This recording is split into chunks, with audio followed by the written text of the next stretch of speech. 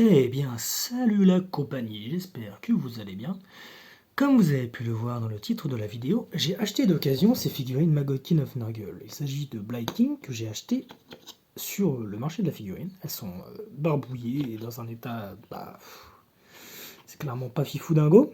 Alors, ce que je vais faire aujourd'hui, comme vous avez pu le voir dans le titre de la vidéo, je vais les décaper et les restaurer à un état quasiment neuf. C'est-à-dire que je vais les décaper, enlever leur élément de soclage, et repartir sur globalement juste des figurines montées plastique. Allez, c'est parti. Alors, on va commencer par prendre ces petites figurines et les mettre de côté. On va sortir un gros pot en verre.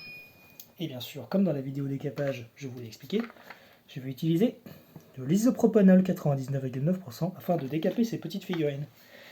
En effet, c'est la meilleure solution pour décaper vos figurines et je vous mettrai le lien de la vidéo décapage dans la description pour les plus curieux qui n'ont pas vu la vidéo bien évidemment. Alors, on commence par le faire. On remplit comme il faut. Il faut que la figurine puisse être totalement immergée. Sinon, on ne veut pas décaper que le bas de la figurine. C'est complètement bête. Hop. Au bing. Allez hop. Ou toi, tu vas m'embêter, toi. Hop. Hop. Ah. Rentre dedans. Rentre dedans, je t'ai dit. Il veut pas. Hop. Lui, il rentre dedans. Il n'y a pas assez d'alcool. Alors, on va en rajouter encore un petit peu. Hop, hop, hop. Voilà. Bon, bah, allez. Vu ce qu'il reste. Tac.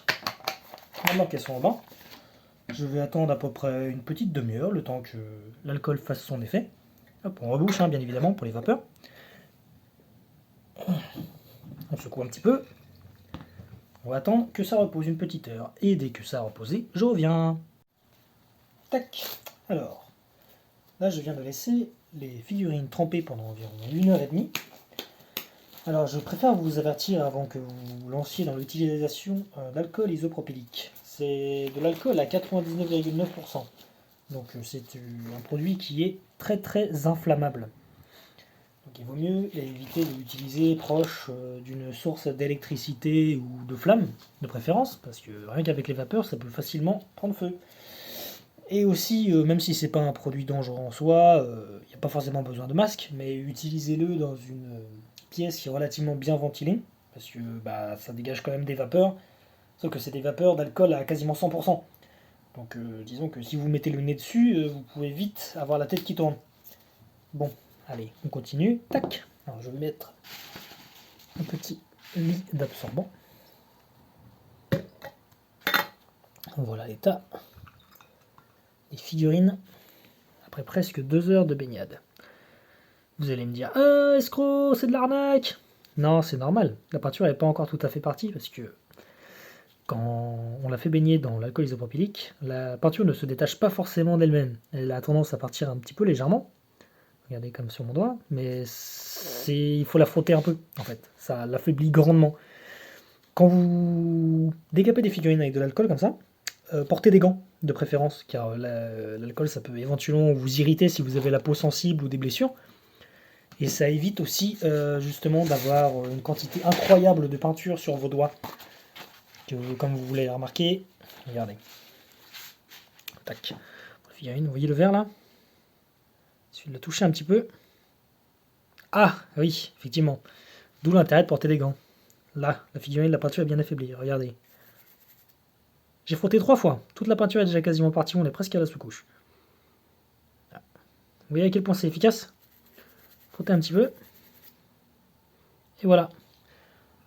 Hop, on va leur faire frotter. Hop, on baigne un petit peu. Tac, tac, tac. Vous voyez à quel point la peinture part très très facilement. Avec une petite brosse à dents. Ou si vous avez une petite brosse, un petit pinceau de brosse avec des poils un peu rigides. La peinture part super facilement.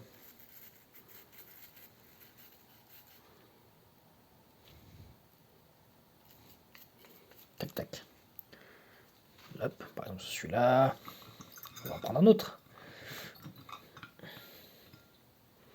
Tac, celui-là par exemple. Hop.